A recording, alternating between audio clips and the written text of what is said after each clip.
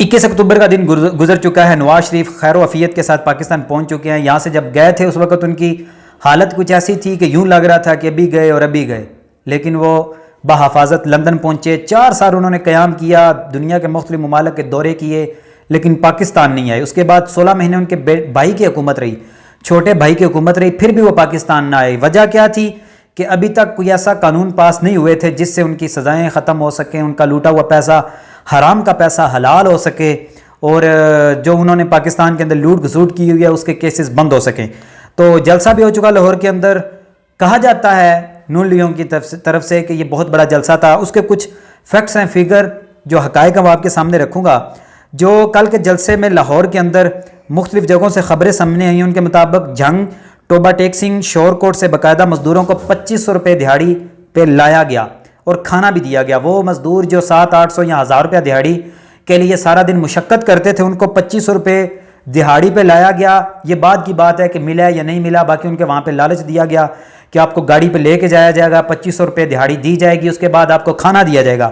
جیسا کہ کل سے سوشل میڈیا پہ یہ بھی ویڈیوز وائرل ہیں کہ عورتیں رو رہی ہیں کہ ہم کھانے کے لیے مر رہی ہیں، ہمیں پینے کے لیے پانی نہیں مل رہا، ہمارے بچے یہاں پہ بھلک رہے ہیں، لیکن ہمیں پیسوں کے لالچ دے کے بلایا تو گیا، ہمارے آئی ڈی کارڈ بھی اپنے پاس رکھے ہوئے ہیں، لیکن انہیں پیسے بھی نہیں دیے گئے، کھانا پینا بھی نہیں دیا گیا، اور انہیں واپس جانے کی بھی نہیں اجازت، اور ان کے آئی ڈی کارڈ بھی ان کے پاس ہیں. اس کے بعد فیصل آباد سے فیکٹری ورکرز کو 2000 سے 500 روپے یومیہ پہ لاہور لایا گیا.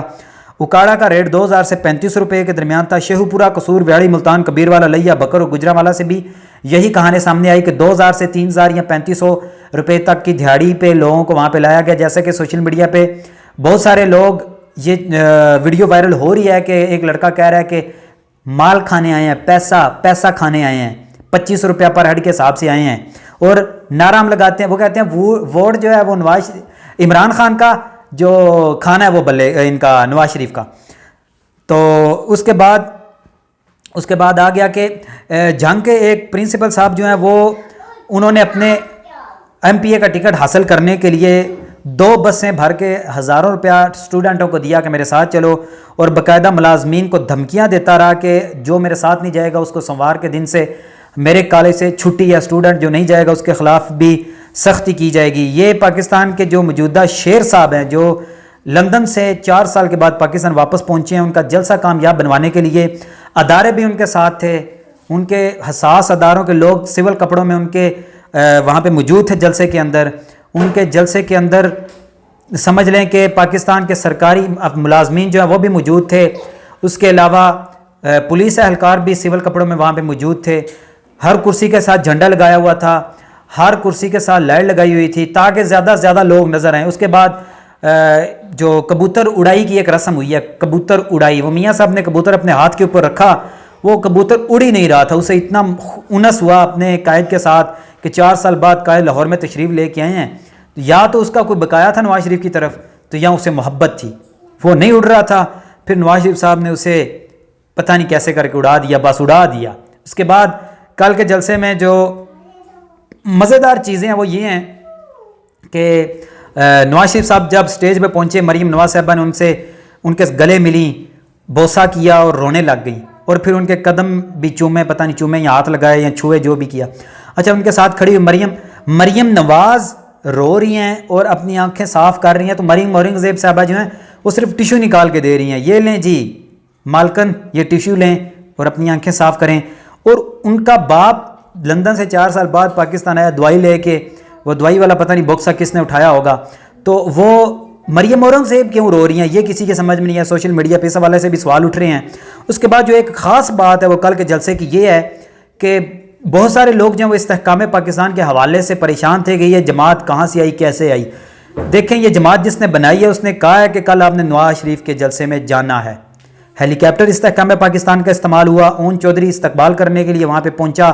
اون چودھری وہی ہے جس کو عمران خان کی وجہ سے پاکستان کے اندر مقبولیت شہرت ملی یا لوگوں کی جان پہچان بنی. اس کے بعد اون چودھری وہی ہیلی کاپٹر جو بتایا جاتا ہے کہ استحکام پاکستان والوں کا ہیلی کاپٹر، اس کے اندر نواز شریف بیٹھے اور اڑان بھر کے وہ پہنچے جلسہ گاہ کی طرف. تو یہ ساری چیزیں یہ چیز بتاتی ہیں کہ پاکستان میں صرف عمران خان کو ختم کرنے کے لیے، عمران خان کی پارٹی کو ختم کرنے کے لیے بہت سارے پلان بنائے جا رہے ہیں، لیکن ہر پلان میں یہ ناکام ہوتے ہیں. سوشل میڈیا گزشتہ رات سے ان کے کل والے بیانیے کو ٹھس کر چکا ہے.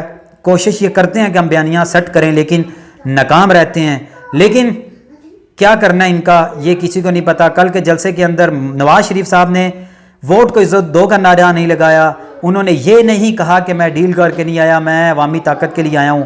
وہ جو کر کے آئے ہیں وہ سب کو پتہ ہے. ڈیل ہوئی ہے, جیسے بھی ہوئی ہے, جہاں پہ بھی ہوئی ہے, جس کے گھر بھی ہوئی ہے, کون کون موجود تھا, ملک ریاض نے کس سے کیسے ملاقات کروا کے کیسے سارا کچھ مینج کیا ہے. یہ ساری چیزیں جو ہیں یہ آپ کے سامنے ہیں. آج کے بعد پی ڈی ایم کا جو ہے وہ دراڑ پھر بڑھ چکی ہے, جس میں تمام جو سیاسی جماعتیں ہیں جو پی ڈی ایم میں ایک ٹوکری کے اندر موجود تھیں وہ ساری پھڑک کے باہر نکل رہی ہیں. غلام بشیر احمد بلور جو ہیں وہ ملاقات کے لیے پہنچے ہیں لیکن نواز شریف نے ملاقات سے انکار کر دیا ہے. آگے دیکھیں ہوتا ہے کیا. آنے والے دنوں میں الیکشن کی تیاریاں اگر شروع ہوتی ہیں تو پھر پاکستان بھر میں تمام سیاسی جماعتوں کو جلسے کی اجازت ہونی چاہیے.